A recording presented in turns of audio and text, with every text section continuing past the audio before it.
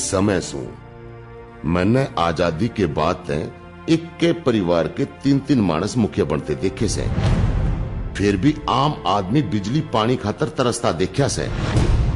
हालात तो बदले से मोदी जी ने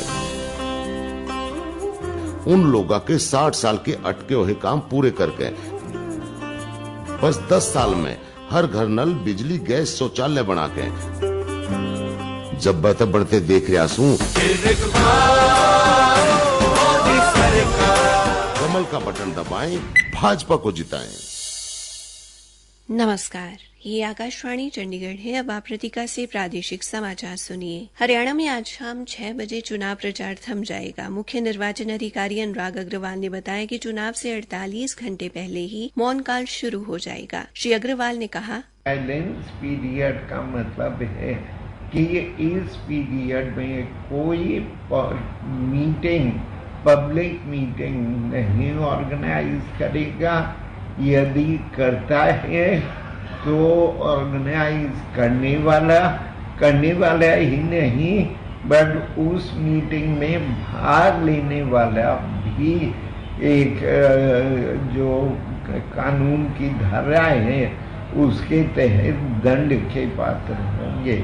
और जितने नेतागण उस कॉन्स्टिट्यूएंसी में वोटर नहीं है और उस कॉन्स्टिट्यूएंसी से बाहर के हैं, उनको उस कॉन्स्टिट्यूएंसी को छोड़कर अन्यत्र जाना हो शाम को 6 बजे से पहले। उन्होंने कहा कि शाम 6 बजे के बाद कोई भी जनसभा करने, गैर कानूनी रूप से इकट्ठा होने और लाउड स्पीकर के प्रयोग पर पाबंदी रहेगी। हिसार के चौधरी चरण सिंह हरियाणा कृषि विश्वविद्यालय में कल मतदाता जागरूकता रैली निकाली गई। विश्वविद्यालय के कुलपति प्रोफेसर BR कंबोज ने रैली को झंडी दिखाकर रवाना किया। विद्यार्थियों ने नुक्कड़ नाटक के माध्यम से भी लोगों को मतदान के लिए जागरूक किया। विश्वविद्यालय द्वारा मतदाताओं को मतदान के लिए प्रेरित करने हेतु विभिन्न कार्यक्रम आयोजित किए जा रहे हैं ताकि कोई भी मतदाता अपने मताधिकार का प्रयोग करने से वंचित न रहे। पंचकूला में कांग्रेस द्वारा कल शाम संविधान सम्मान समारोह का आयोजन किया गया। समारोह में कांग्रेस के पूर्व राष्ट्रीय अध्यक्ष राहुल गांधी ने शिरकत की। श्री गांधी ने कहा कि संविधान केवल एक किताब नहीं बल्कि संविधान को अगर गहराई से देखें तो ये अधिकार देने का दस्तावेज है। उन्होंने कहा कि भारत की जनसंख्या को देखें तो पता चलेगा कि लगभग 90% लोग जैसे आदिवासी, अल्पसंख्यक, उनकी कहीं भागीदारी नहीं है। श्री राहुल गांधी ने कहा कि संविधान हमें समानता का अधिकार देता है। केवल 5 और 10% लोग बहस कर रहे हैं, लेकिन 90% लोग बहस में शामिल ही नहीं है। 90% लोगों की आवाज मीडिया में आती ही नहीं है। लोगों की राजनीतिक भागीदारी बेहद जरूरी है।